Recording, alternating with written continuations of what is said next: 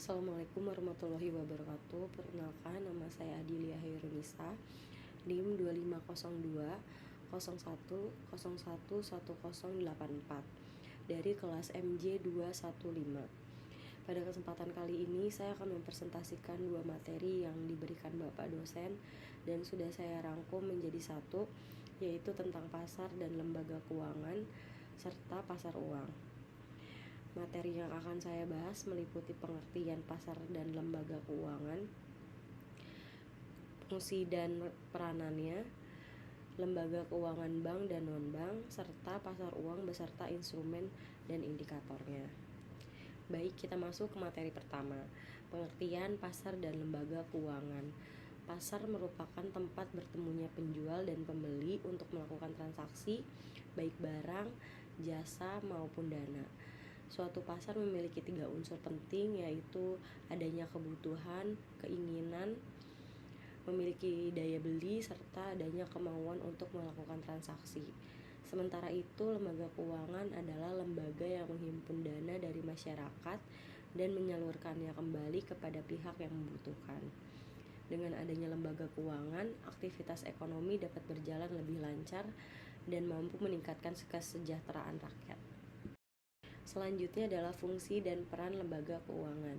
Fungsi utama lembaga keuangan yaitu menghimpun dana masyarakat, menyalurkan dana dalam bentuk kredit atau pembiayaan, memperlancar sistem pembayaran, serta mendukung investasi dan pembangunan ekonomi. Sedangkan peranannya adalah menjadi penghubung antara pihak yang memiliki kelebihan dana dengan pihak yang membutuhkan dana.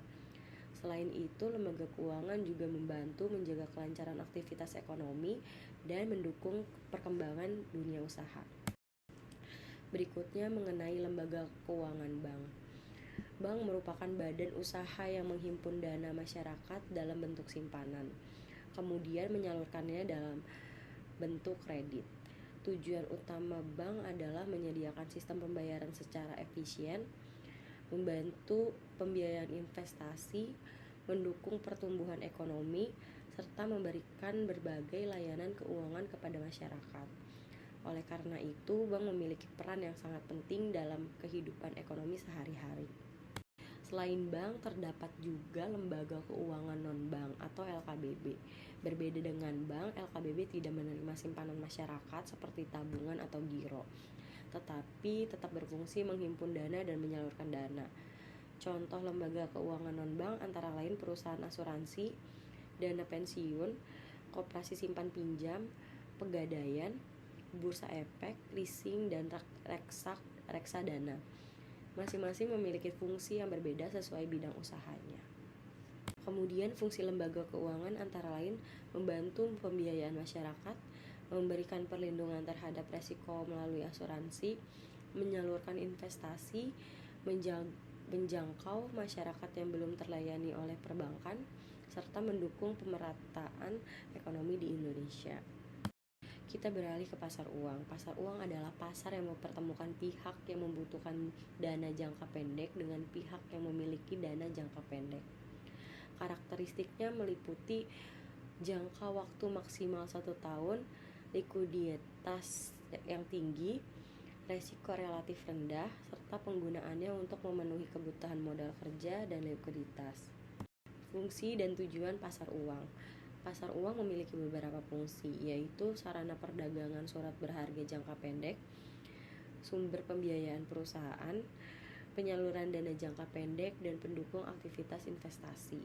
Sedangkan tujuannya bagi pihak yang membutuhkan dana adalah untuk memenuhi likuiditas dan modal kerja.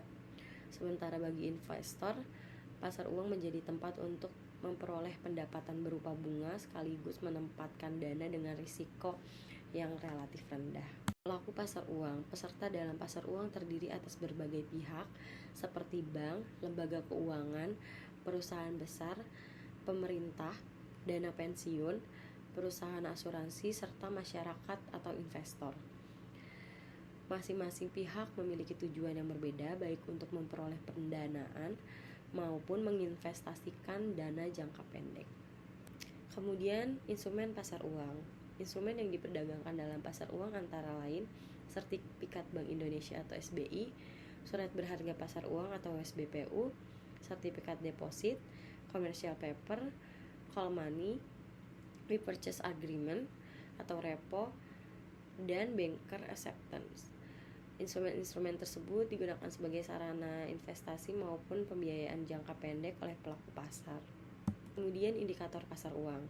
Beberapa indikator yang menunjukkan kondisi pasar uang yaitu suku bunga pasar uang, volume transaksi antar bank, nilai tukar rupiah, suku bunga deposit, suku bunga kredit, inflasi, dan indeksi harga konsumen atau IHK.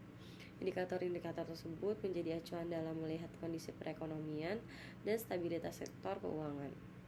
Kesimpulan, sebagai penutup dapat disimpulkan bahwa pasar dan lembaga keuangan memiliki peran yang sangat penting dalam sistem perekonomian. Bank dan lembaga keuangan non-bank saling melengkapi dalam menghimpun serta menyalurkan dana kepada masyarakat. Selain itu, pasar uang menyediakan berbagai instrumen pendanaan jangka pendek yang membantu menjaga kelancaran aktivitas ekonomi. Dengan adanya sinergi antara pasar, lembaga keuangan, dan pasar uang, diharapkan pertumbuhan ekonomi dapat berjalan lebih stabil dan berkelanjutan. Sekian presentasi dari saya mengenai pasar dan lembaga keuangan serta pasar uang. Semoga materi yang telah saya sampaikan dapat memenuhi penilaian pada mata kuliah ini serta memberikan manfaat bagi kita semua. Saya menyadari bahwa presentasi ini masih memiliki banyak kekurangan. Oleh karena itu, saya mengharapkan kritik dan saran yang membangun sebagai bahan evaluasi dan perbaikan di masa yang akan datang. Atas perhatiannya, saya ucapkan terima kasih. Wassalamualaikum warahmatullahi wabarakatuh.